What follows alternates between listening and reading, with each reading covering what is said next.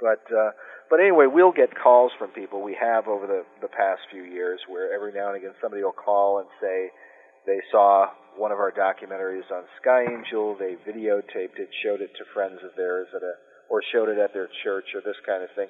And I always get very excited, and I'm always very encouraged when I hear stories like that, because you never know how the Lord's going to use your work, your labor in Him, to reach out, to speak to others, to bless them, and to bear fruit for God's glory and for the sake of the gospel. Ultimately, that's what all that we're doing and that we do is aimed toward.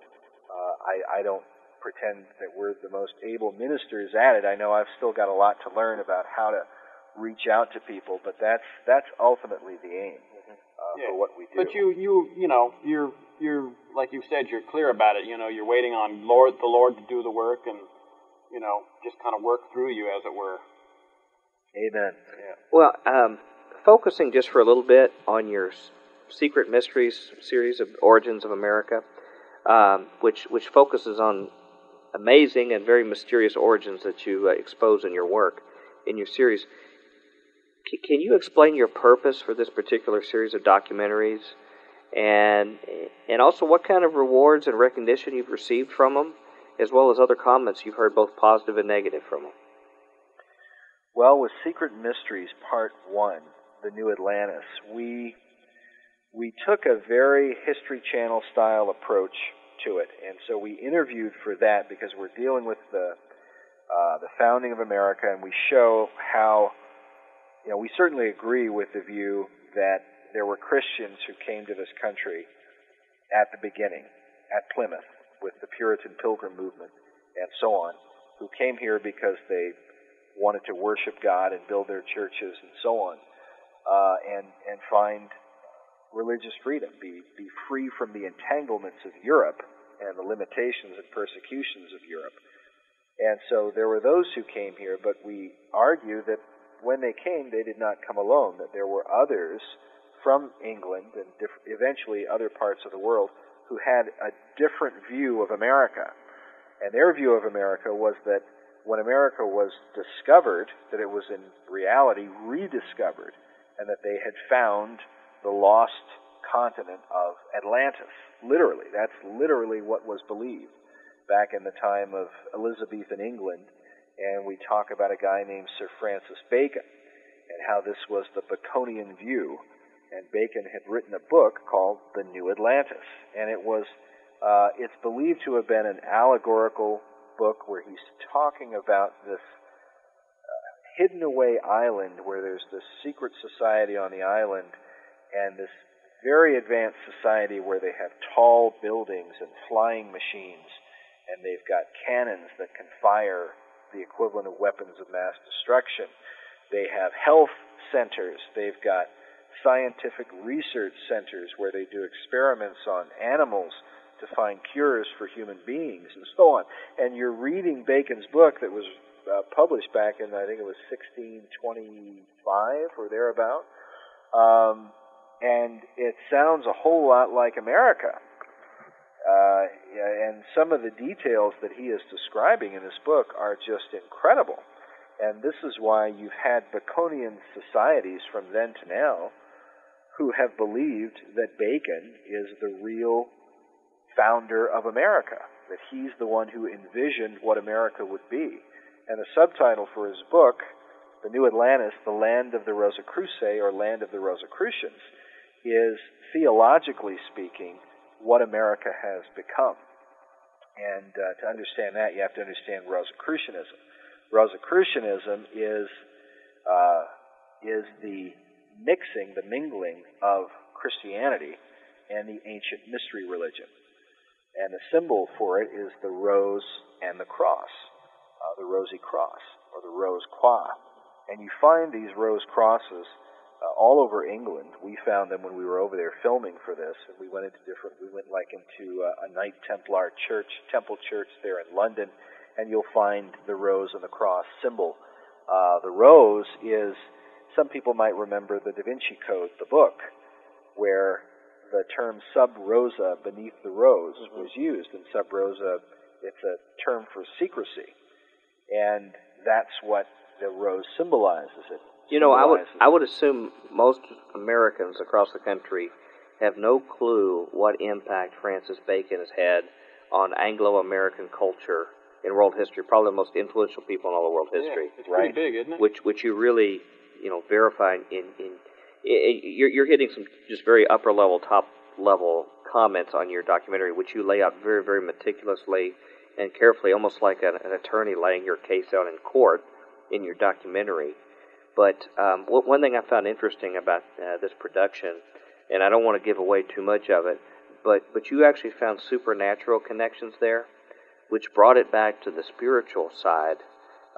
It wasn't just a philosophical idealism that they had, but also something that had some kind of spiritual energy behind it, that you found some amazing materials to connect it. And I tell you, if people are amazed by Da Vinci Code or some of these other kind of things, you ain't seen nothing yet.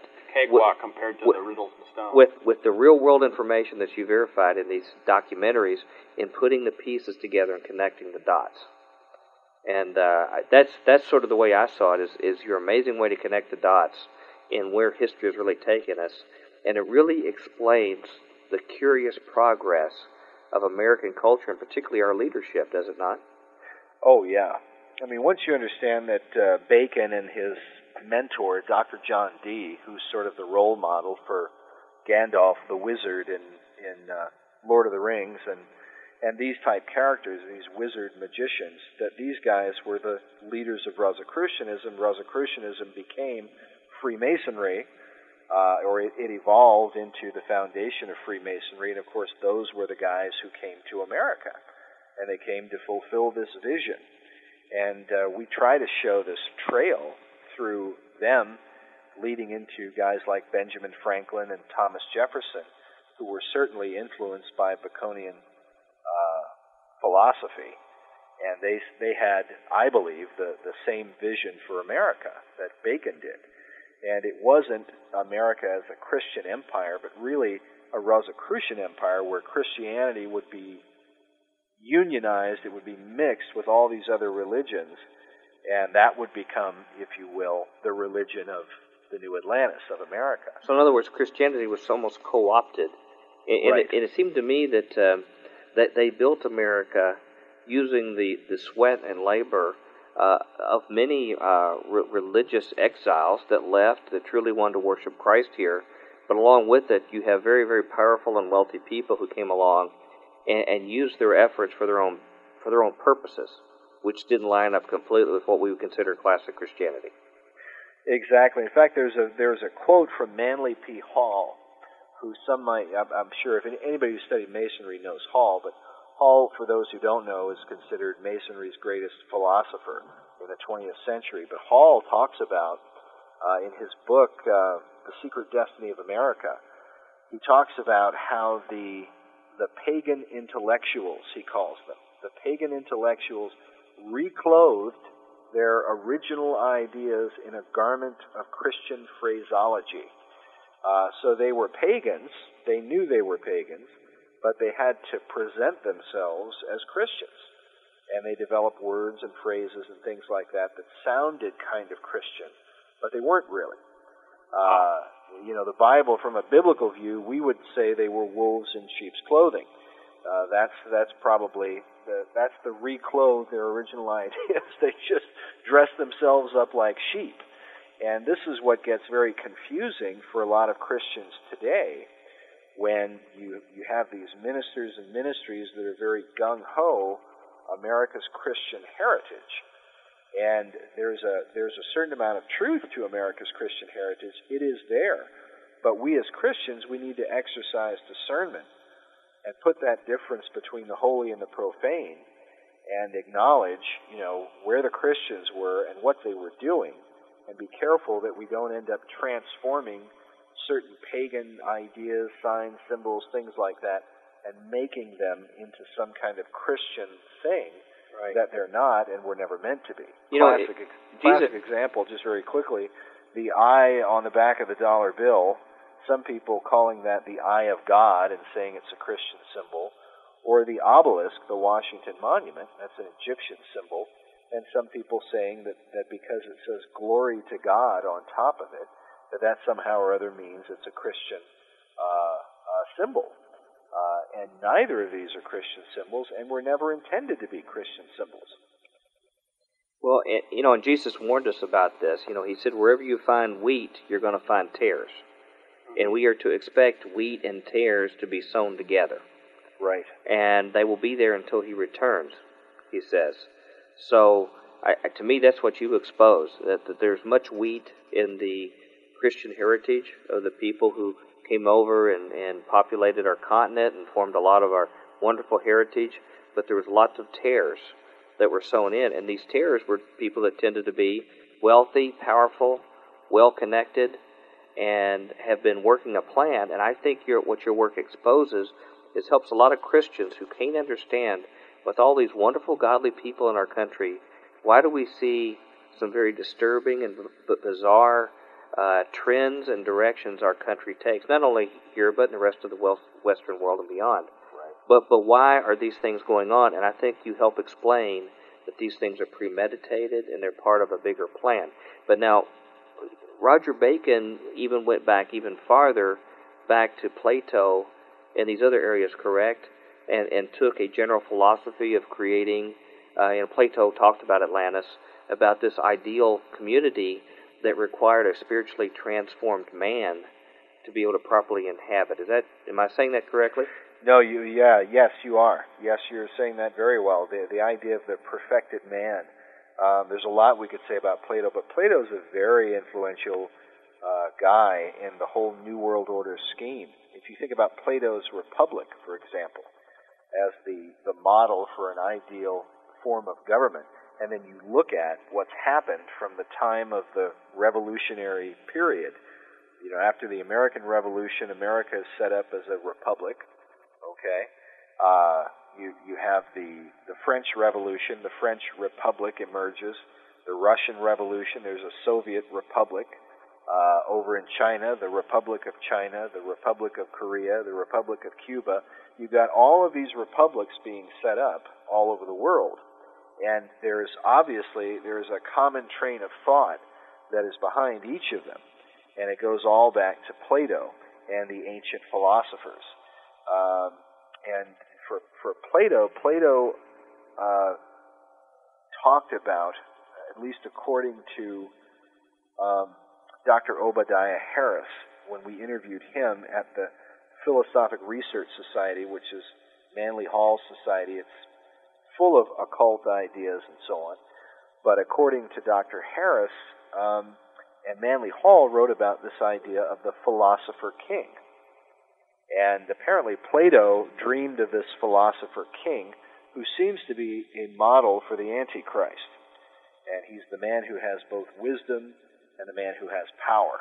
Because Plato's lament was that rulers seem to either have wisdom, but then they don't have any power to back it up, or they have a lot of power, but they're not wise. And so Plato's dream was, well, the ultimate ruler will be the man who has wisdom, the man who has power. And then we show in Riddles in Stone, when you go to Washington, D.C., and you're in front of the Masonic house of the temple there, and they have two sphinxes out front, and you ask the Masons, what do they symbolize? One of them symbolizes wisdom, the other one symbolizes power, the perfect balance.